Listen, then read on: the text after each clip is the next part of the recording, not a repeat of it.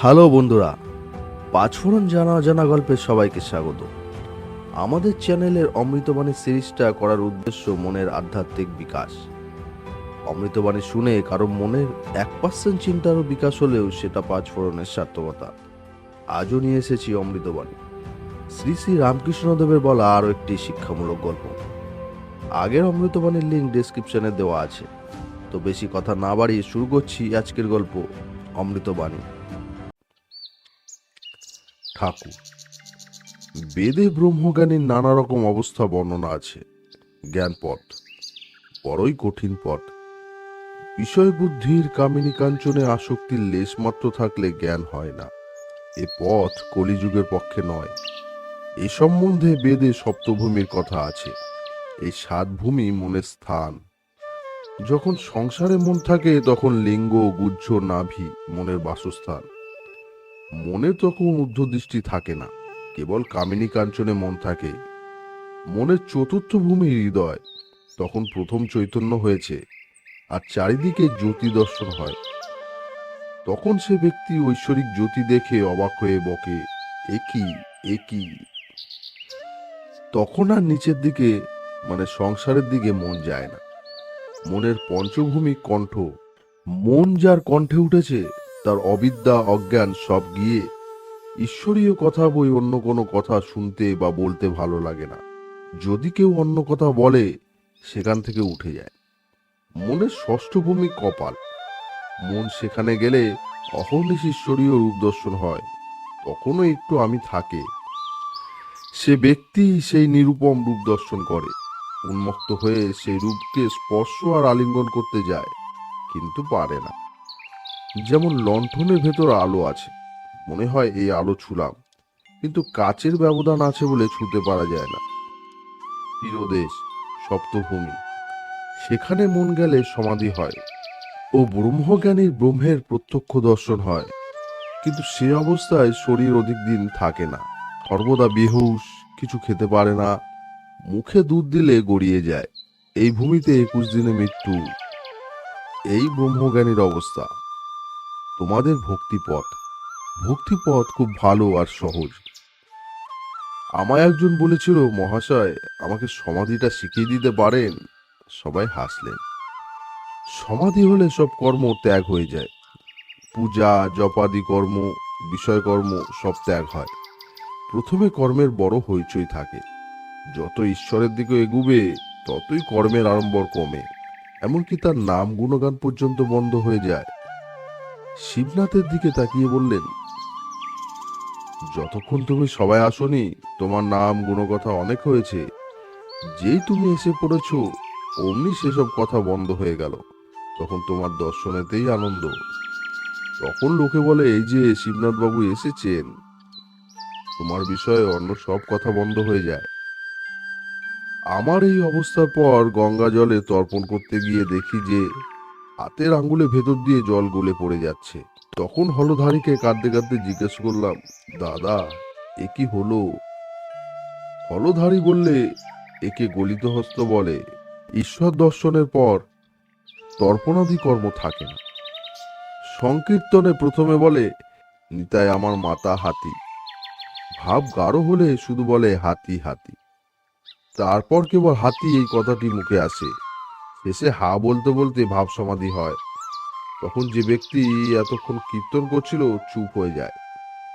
যেমন ব্রাহ্মণ ভোজনে প্রথমে খুব হইচই, যখন সকালে পাতা সম্মুখে করে বসলো তখন হইচই কমে গেল। কেবল লুচি আনো শব্দ হতে লাগলো।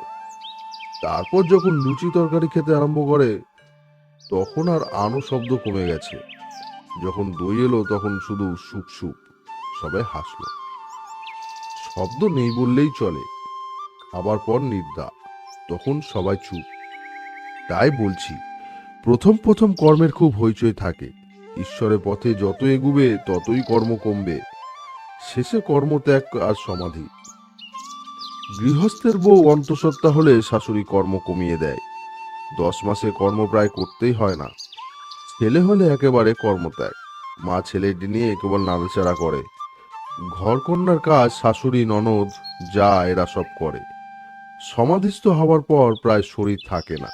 কারু কারু লোক শিক্ষার জন্য শরীর থাকে, যেমন নারদাদির আর চৈতন্যদেবের মতো অবতারদের। খুব খোঁড়া হয়ে গেলে কেউ কেউ ঝুড়ি কোদাল বিদায় করে দেয়, কেউ কেউ রেখে দেয়, ভাবে যদি পাড়ার কারু দরকার হয়।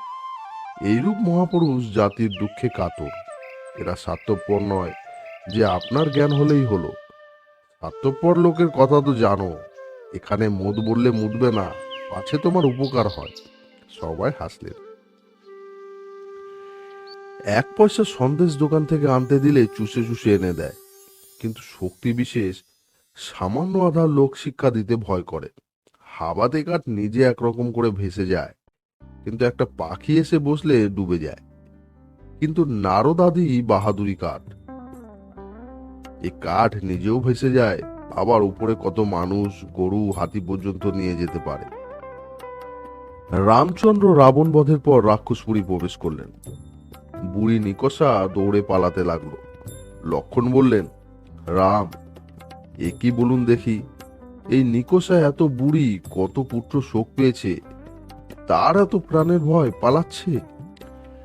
রামচন্দ্র নিকষাকে অভয়দান করে সামনে আনিয়ে জিজ্ঞেস করতে নিকষা বললেন, রাম, এতদিন বেঁচে আছি বলে তোমার এত লীলা দেখলাম, তাই আরো বাজবার স্বাদ আছে, তোমার আরো লীলা দেখব। সবাই হাসলেন। শিবনাথকে দেখে ঠাকুর বললেন, তোমাকে দেখতে ইচ্ছে করে, উদ্ধাত্তাদের না দেখলে কি নিয়ে থাকবো, উদ্ধাত্তাদের পূর্বজন্মের বন্ধু বলে বোধ হয়। একজন ব্রহ্মভক্ত জিজ্ঞেস করলেন, মহাশয়, আপনি জন্মান্তর মানেন? ঠাকুর বললেন, হ্যাঁ, আমি শুনেছি জন্মান্তর আছে। ঈশ্বরের কার্য আমরা ক্ষুদ্র বুদ্ধিতে কি বুঝবো? অনেকে বলে গেছে, তাই অবিশ্বাস করতে পারি না। ভীষ্মদেব দেহত্যাগ করবেন, সরসজ্জায় শুয়ে আছেন। পাণ্ডবরা কৃষ্ণের সঙ্গে সবাই দাঁড়িয়ে। তারা দেখলেন যে ভীষ্মদেবের চোখ দিয়ে জল পড়ছে। অর্জুন কৃষ্ণকে বললেন, কি আশ্চর্য! পিতামহ, যিনি স্বয়ং ভীষ্মদেব, সত্যবাদী, জিতেন্দ্রীয়, জ্ঞানী, অষ্টবসুর এক বসু, তিনিও দেহত্যাগের সময় মায়াতে কাঁদছেন। শ্রীকৃষ্ণ এ কথা বিশ্বদেবকে বলতে তিনি বললেন, কৃষ্ণ, তুমি বেশ জানো আমি সেজন্য কাঁদছি না। যখন ভাবছি যে পাণ্ডবদের স্বয়ং ভগবান নিজে সারথি, তাদের দুঃখ বিপদের শেষ নেই, তখন এই মনে করে কাঁদছি যে ভগবানের কার্য কিছুই বুঝতে পারলাম না। মাস্টার এসে ভূমিষ্ঠ হয়ে প্রণাম করলেন। ঠাকুরের ভাইয়ের ছেলে রামলাল আছে, কিশোরী আরো কয়েকজন ভক্তজন আসলেন। পুরনো ব্রহ্মভক্ত মণিলাল মল্লিক এসে উপস্থিত হলেন এবং ঠাকুরকে প্রণাম করলেন। মণি মল্লিক কাশীধামে গেছিলেন, তিনি ব্যবসায়ী লোক, কাশীতে তার একটি বাড়ি আছে। ঠাকুর জিজ্ঞেস করলেন, হ্যাঁ গা, কাশীতে গেলে কিছু সাধু টাধু দেখলে?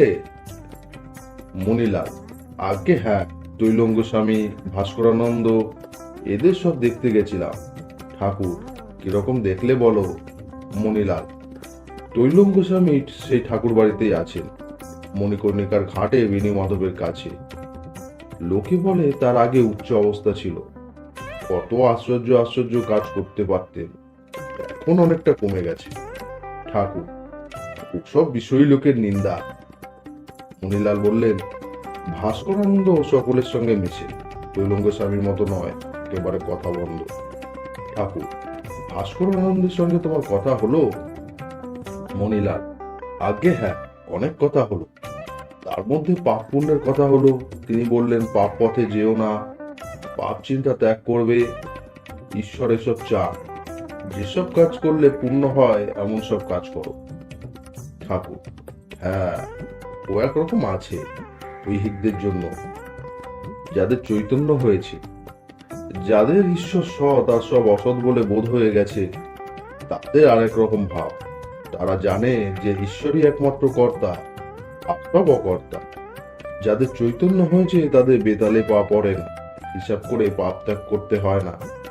ঈশ্বরের উপরে এত ভালোবাসা যে যে কর্ম তারা করে সেই কর্মই সৎকর্ম। কিন্তু তারা জানে এই কর্মের কর্তা আমি নই, আমি ঈশ্বরের দাস, আমি যন্ত্র, তিনি যন্ত্রী। তিনি যেমন করান তেমনি করি, যেমন বলান তেমনি বলি, তিনি যেমন চালান তেমনি চলি। যাদের চৈতন্য হয়েছে তারা পাপ পুণ্যের পার, তারা দেখে ঈশ্বরই সব করছে। এক জায়গায় একটা মঠ ছিল। মঠের সাধুরা রোজ ভিক্ষা করতে যায়। একদিন একটি সাধু ভিক্ষা করতে করতে দেখে যে একটি জমিদার একটি লোককে ভারী মারছে। সাধুটি বড় দয়ালু, সে মাঝে পড়ে জমিদারকে মারতে বারণ করলে জমিদার তখন ভারী রেগে যায়। সে তার সমস্ত রাগ সাধুটির উপর ঝাড়ল, এমন প্রহার করলো যে সাধুটি অচৈতন্য হয়ে পড়ে রইল। কেউ গিয়ে মঠে খবর দিল, তোমাদের একজন সাধুকে জমিদার ভারী মেরেছে। মঠের সাধুরা দৌড়ে এসে দেখে সাধুটি অচৈতন্য হয়ে পড়ে রয়েছে। তখন তারা 5 জনে ধরাধরি করে তাকে মঠের ভেতরে নিয়ে গিয়ে একটি ঘরে শোয়ালো। সাধু অজ্ঞান, চারিদিকে মঠের লোক ঘিরে দাঁড়িয়ে আছে, কেউ বাতাস করছে। একজন বলল, সাধুর মুখে একটু দুধ দিয়ে দেখা যাক। মুখে দুধ দিতে সাধু চৈতন্য হলো, চোখ মেলে দেখতে লাগলো। একজন বলল, ওহে, দেখি তোমার জ্ঞান হয়েছে কিনা, লোক চিনতে পারছো কিনা। মহারাজ, তোমাকে কে দুধ খাওয়াচ্ছে? সাধু আস্তে আস্তে বললেন, যিনি আমাকে মেরেছিলেন তিনিই দুধ খাওয়াচ্ছেন। ঈশ্বরকে জানতে না পারলে এরূপ অবস্থা হয় না মনিলাল। আগে আপনি যে কথা বললেন সে বড় উচ্চ অবস্থা। ভাস্করানন্দের সাথে এসব 5 রকম কথা হয়েছিল। ঠাকুর, কত বয়স? মনিলাল, 55 হবে। ঠাকুর, আর কিছু কথা হলো? মনিলাল, আমি জিজ্ঞেস করলুম ভক্তির কিসে হয়? তিনি বললেন, নাম করো, রাম নাম বলো। ঠাকুর, এ বেশ কথা। ঠাকুর বললেন, বাঘ যেমন কপ কপ করে জানোয়ার খেয়ে ফেলে, তেমনি অনুরাগ বা কাম ক্রোধ এসব রিপুদের খেয়ে ফেলে। ঈশ্বরে একবার অনুরাগ হলে কাম ক্রোধাদি আর থাকে না। গোপীদের এই অবস্থা হয়েছিল কৃষ্ণের অনুরাগে। আবার আছে অনুরাগ অঞ্জন। শ্রীমতী বলছেন, সখী, চতুর্দিকে কৃষ্ণময় দেখছি। তারা বললেন, সখী, অনুরাগ অঞ্জন। অনুরাগ অঞ্জন চোখে দিয়েছ, তাই এরূপ দেখছো। এরূপ আছে যে ব্যাঙের মুন্ডু পুড়িয়ে কাজল তৈরি করে সেই কাজল চোখে দিলে চারিদিকে সর্পময় দেখে। যারা কেবল কামিনী কাঞ্চন নিয়ে আছে, ঈশ্বরকে একবারও ভাবে না, তারা বদ্ধ জীব। তাদের নিয়ে কি মহৎ কাজ হবে? যেমন কাকে ঠোকরানো আম, ঠাকুর সেবায় লাগে না, নিজের খেতেও সন্দেহ। বদ্ধজীব সংসারী জীবেরা যেমন গুটি পোকা, মনে করলে কেটে বেরিয়ে আসতে পারে, কিন্তু নিজে ঘর বানিয়েছে, ছেড়ে আসতে মায়া হয়, এসে মৃত্যু। যারা মুক্ত জীব তারা কামিনী কাঞ্চনে বসে না। কোনো কোনো গুটি পোকা অত যত্নের গুটি কেটে বেরিয়ে আসে, সে কিন্তু 2-1টা মায়াতে ভুলিয়ে রাখে।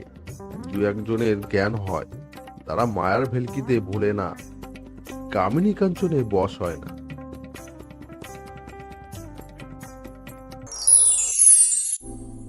তো বন্ধুরা, কেমন লাগলো আজকের গল্প কমেন্টসে বলবে। আর 5 ফোড়নের নতুন শ্রোতা হলে প্লিজ সাবস্ক্রাইব করে নিও। পরের গল্পের নোটিফিকেশন পাওয়ার জন্য বেল আইকনও প্রেস করে দিও। খুব তাড়াতাড়ি আবার আসছি আরো একটি জানা অজানা গল্প নিয়ে। ততক্ষণ সবাই ভালো থাকো, সুস্থ থাকো।